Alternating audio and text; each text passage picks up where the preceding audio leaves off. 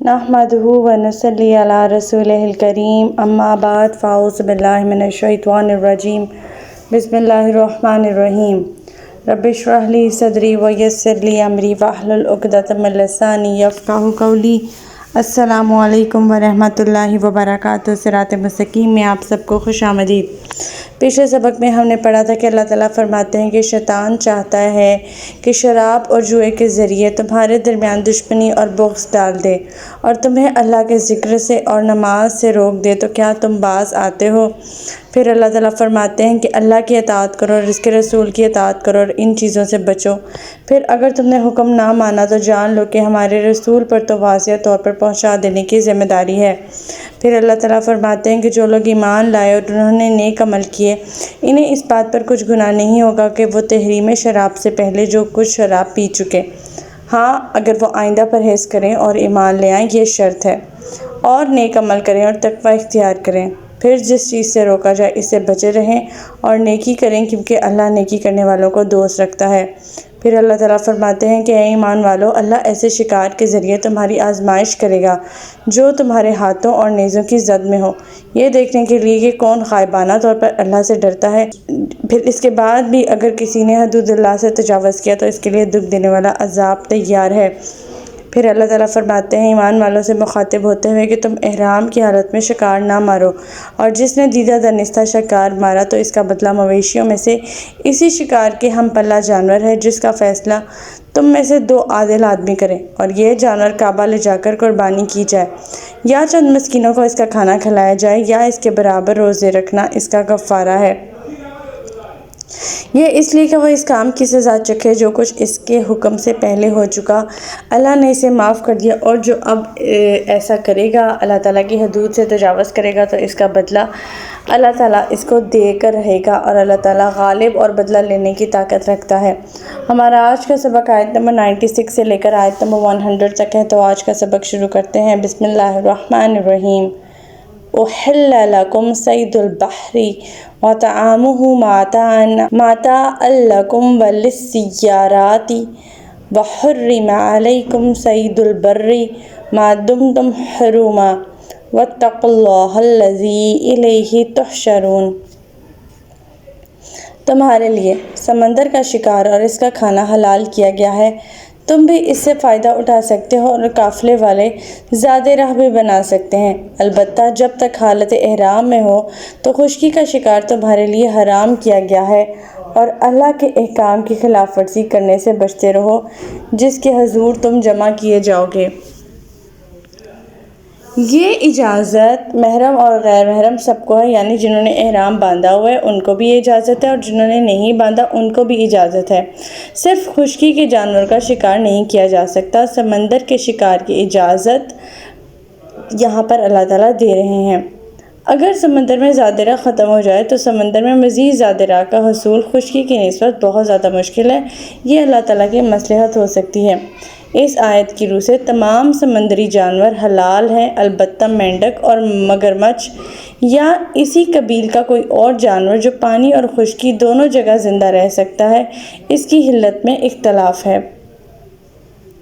समंदरी वेल, मछली वग़ैरह। सैयदना जाबिर बिन अब्दुल्लाह फरमाते हैं कि रसूलुल्लाह सल्लल्लाहु अलैहि वसल्लम 8 हिजरी में समंदर के किनारे एक लश्कर भेजा और सैयदना अबू उबैदा बिन जराह को इसका सरदार मुकर्रर किया। ये 300 आदमी थे और मैं भी इनमें शामिल था। रास्ते में हमारा ज़ादिरा ख़त्म हो गया।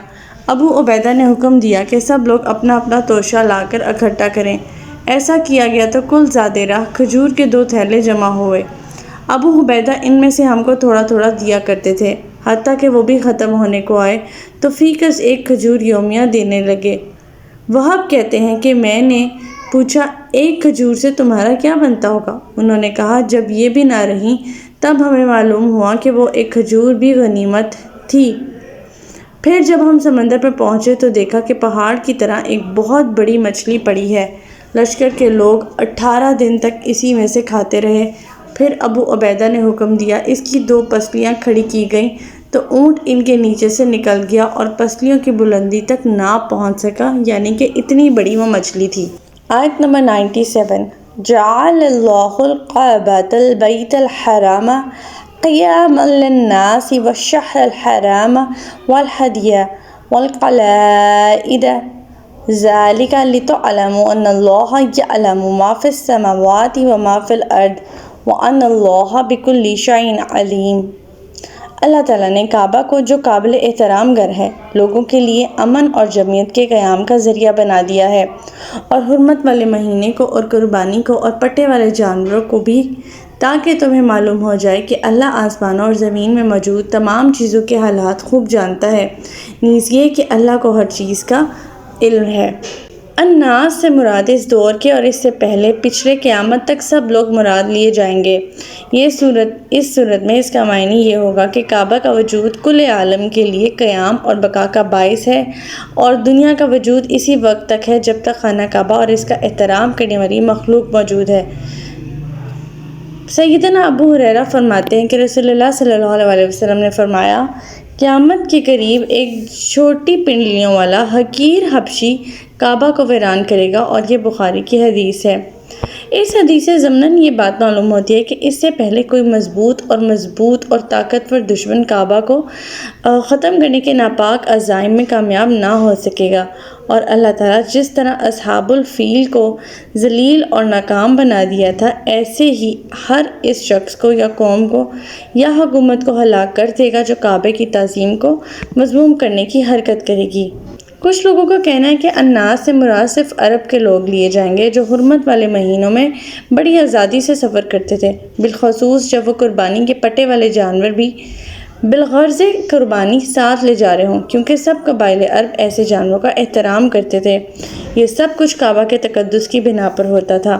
حج اور عمرہ کرنے والے اور تجارتی قافلے 2.5 سال نہایت اطمینان سے سفر کرتے۔ اس طرح کعبہ پورے ملک کی تمدنی اور معاشی زندگی کا سہارا بنا ہوا تھا۔ آیت نمبر 98، اعلموا ان اللہ شدید العقاب وان اللہ غفور الرحیم، اور خوب جان لو کہ اللہ سزا دینے میں بھی سخت ہے اور وہ بخشنے والا اور رحم کرنے والا بھی ہے۔ اسے ہم پچھلی آیت کے ساتھ ہی ریلیٹ کریں گے، جہاں اللہ تعالیٰ فرماتے ہیں کہ اللہ تعالیٰ ہر ایک انسان کے ہر عمل سے جو ہے وہ پوری طرح سے واقف ہے، اور اس کی مطابق ہی اس کا فیصلہ فرمائیں گے۔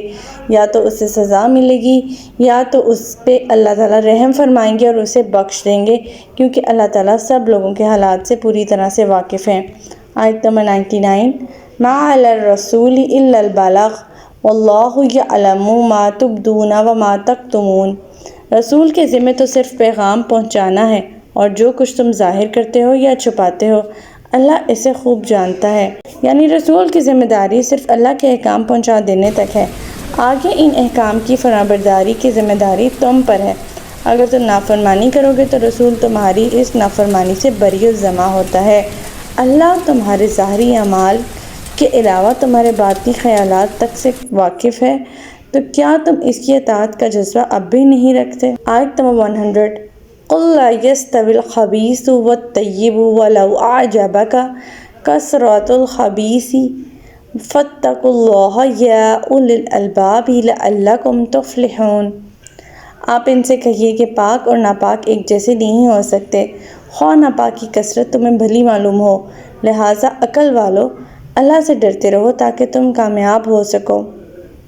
اس آیت کے کئی مطلب ہو سکتے ہیں، مثلاً غلاظت کے ڈھیر سے عطر کا ایک قطرہ زیادہ قدر و قیمت رکھتا ہے، یا ایک گندے پانی کے نالے سے صاف ستھرے پانی کا ایک گلاس زیادہ قدر و قیمت رکھتا ہے۔ حرام طریقے سے کمائی ہوئی دولت اگر 100 روپیہ ہو تو حلال طریقے سے کمائے ہوئے 5 روپے اللہ کی نگاہ میں زیادہ قدر و قیمت رکھتے ہیں، بھلے وہ ہمیں 100 روپے کی چیز جو ہے وہ بہت ہی بھلی نظر آتی ہو۔ بدکار اور نافرمان آدمیوں کے ایک لشکر کے مقابلے میں اللہ کے نزدیک گنتی کے چند فرمانبردار اور متقی لوگ زیادہ محبوب ہوں گے اور عزیز ہوں گے، اور جو لوگ صاحب عقل و شعور رکھتے ہیں وہ اور جو لوگ نہیں رکھتے یہ لوگ برابر نہیں ہو سکتے۔ اللہ تعالیٰ فرماتے ہیں کہ اللہ سے ڈرتے ہوئے وہی بات کہو جسے اہل عقل اور دانش درست سمجھتے ہوں، اسی صورت میں کامیابی تمہاری ممکن ہے اور تم فلاح پا سکو گے۔ تو ہمارا آج کا سبق یہیں تک تھا۔ اللہ تعالیٰ سے دعا ہے کہ اللہ تعالیٰ قرآن پاک کے احکامات پر ہمیں عمل پیرا ہونے کی توفیق عطا فرمائے۔ اللہ پاک ہمیں ہدایت دے کہ جس کے بعد گمراہی نہ ہو۔